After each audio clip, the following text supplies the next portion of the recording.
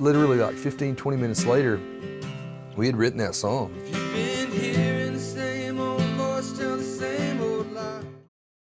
I'd been in Nashville for an entire week, written songs all week long, had a 4-hour drive, and all I could think about was getting home. And I sat down with Jonathan and Mia, Jonathan Smith and Mia Fields.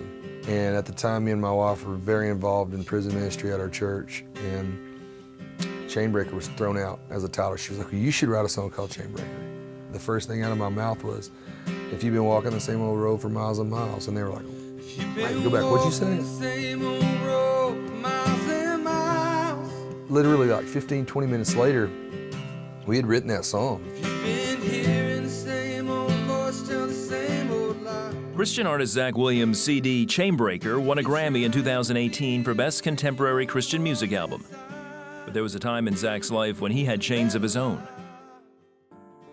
Zach was raised in Jonesboro, Arkansas, to Christian parents, and was raised in church. It was storybook childhood. I mean, I had a great family, you know, from as early as I can remember. We were in church on Sundays and Wednesdays, and I knew all the stories in my head. I knew the scriptures and the teachings and things. Not sure that I really understood as far as like the heart part of it. In high school, however, he began drinking and doing drugs. It just kind of sucked me in, you know, that lifestyle. There wasn't anything that happened in my past or in my childhood that would, you know, have pushed me to using drugs or alcohol. It was more of a, you know, just kind of the wrong crowd. I knew it was wrong, but, you know, it was also, for me at that time, it was fun. I didn't think it was a big deal, but obviously as I got older, it began to be a much bigger deal in my life.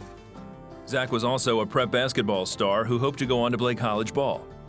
But when an injury sidelined his career, he began to play guitar and his life goals changed. I was like, I want to be a rock star now, so I can do all this and it's justified, and I can just, you know, continue to do this with my life. So for the next 10 years of my life, I literally carried a guitar with me everywhere I went. He eventually formed his own band, ironically entitled Zach Williams and the Reformation. You know, we had some success. We toured Europe a couple times and did a tour with the USO and played some music for the troops over in Japan one summer. And, you know, for me, I felt like I'd made it. Zach met and began dating Crystal. The two later married, but Zach refused to change. For the first several years of our life, you know, I was pretty bad, drinking a lot, still using drugs quite a bit. And I just remember telling my wife, you knew this when you met me, you know, I'm not gonna change. That was always kind of my thing whenever she would come to me and say, like, you know, you need to grow up. You know, we need to make some changes in our life. I knew she was telling the truth about everything, you know. I did need to make some changes. All the while, his parents continued to pray for him. That's where their faith was tested, but I also saw them never quit praying, never give up. Even when I didn't want to hear them pray for me, they would come to my house and sit on my couch and pray for me and my wife and my family. Eventually, Zach tired of the rock life and the toll it was taking on his marriage and family. Living the lifestyle I was living, obviously I couldn't be a good dad. With all the success I'd had from the band that we were in and the places we'd played, I was just, you know, I was a miserable, just shell of a person. Going out and playing these shows wasn't making it any better, you know. I was standing on stage every night, just kind of for the high that I got of being out there in front of the crowd. And then I was walking off stage every night, coming home miserable. While driving through Spain with his band, Zach heard a song on the radio. I heard Redeemed by Big Daddy Weave come across the radio while we were in Spain, and God just got my attention and basically said, I see you differently than you see yourself. And I've given you this gift, I've given you all these chances, and, you know, I want you to use this for me, and if you will, I'll give you things you've never dreamed of. That night, Zach called Crystal. And I was like, when this tour's over, I'm done. Quitting my band, we're gonna cancel our shows. I remember walking in the door and just busting into tears and just asking for forgiveness for my wife and kids and just apologizing for the past and all the wrongs I'd done, you know. I felt horrible. And it was like this moment with God where I just said, you know, I can't do this anymore. I don't care if I ever play another song or I play guitar. If what I'm supposed to do with my life is work with my dad in this construction company and just be a good dad and a good father and go to church, that's what I want to do.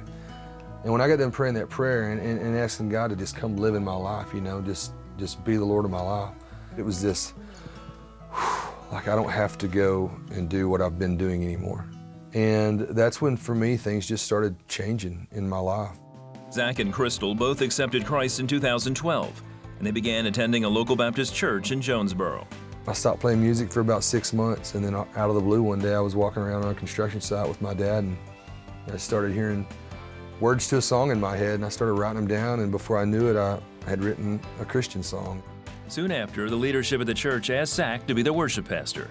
But the first time I stood on stage and led worship, it was the very first time I ever remember feeling like I wasn't faking it. I just remember I had my eyes closed and I was just singing to the Lord. Other doors began opening for Zach, including the chance to write with several noted Nashville songwriters. He began making the 4-hour trek regularly from Jonesboro.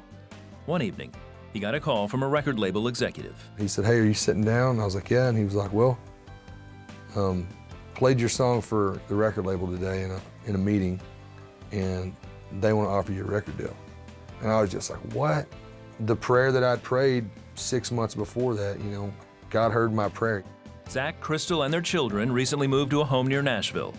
He is currently touring with his band and is excited to see the plans God has for him and his music. Since I hit the ground and fell on my hands and knees that day in my bedroom in 2012, it's been one thing after another that God has just shown up and really done in my life and in my family's life. He's strengthened my marriage, you know, my relationship between me and my wife. It's just been really neat, you know, to see and to be a part of. It's been so humbling, and I mean, just to know that He hears your prayers and your cries, you know, it's really cool.